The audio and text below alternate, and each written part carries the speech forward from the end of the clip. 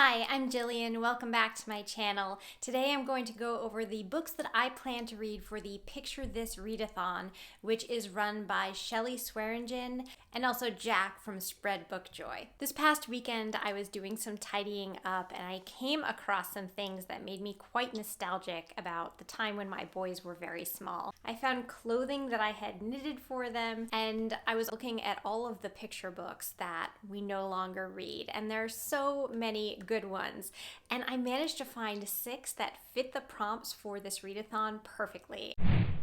For the prompt read, I have Walter the Lazy Mouse by Marjorie Flack. This is a book from 1937. It is very well loved, as you can see. It was a book that was read to my mother when she was little. She read it to me, and then I read it to my children.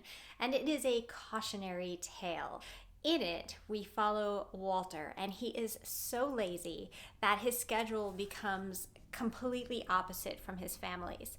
So much so that they actually forget that he exists.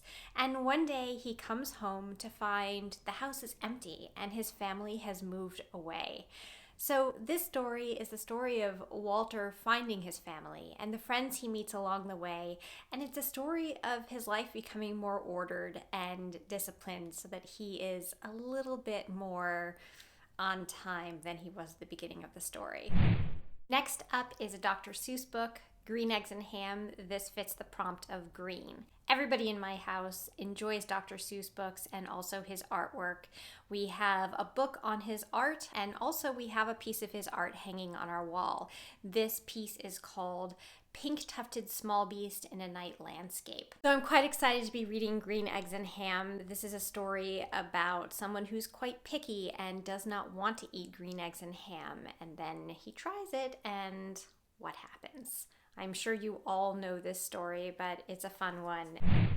Next up is Make Way for Ducklings by Robert McCloskey. This is a story about a family of ducks, and the babies are hatched in Boston in a very busy section. And so it's a story of the family trying to find a quiet place to live. I actually have to go into Boston this week. I'm hoping that I can sneak away from my obligations and go to this really special bookstore. On the way to that bookstore is the statue for Make Way for Ducklings, and so I'm hoping that I can not only take you along to the bookstore, but also film a little bit of the statue.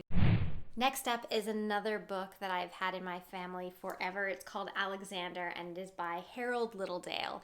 It's about a little boy named Chris and his green and red striped horse named Alexander, an imaginary friend.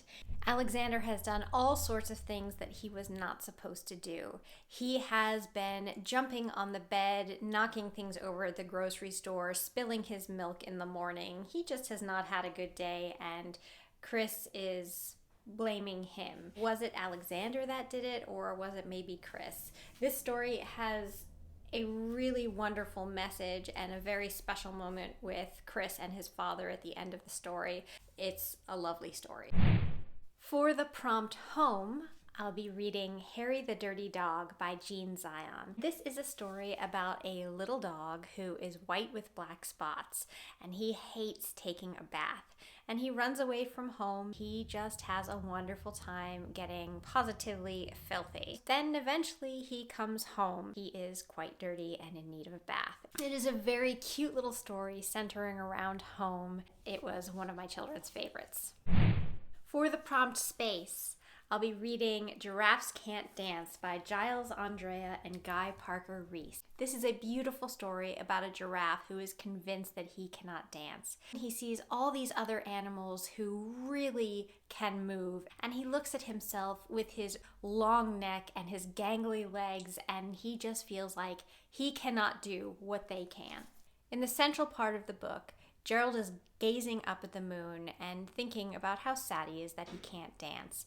And he has this realization. Perhaps it's not that Gerald can't dance, but perhaps he just needs to do it in a different way. This book has such a wonderful message about being true to yourself. I'm not sure that I will do a wrap-up for these. I've basically told you what they're all about, and they are rereads for me. Definitely, if you're looking for picture books, I highly recommend any of these. They all have wonderful messages. They're really fun, and different and beautiful. If you would like to see what else I plan on reading for April, click up here and you can see all of those books. Thank you so much for watching, and I will see you next time.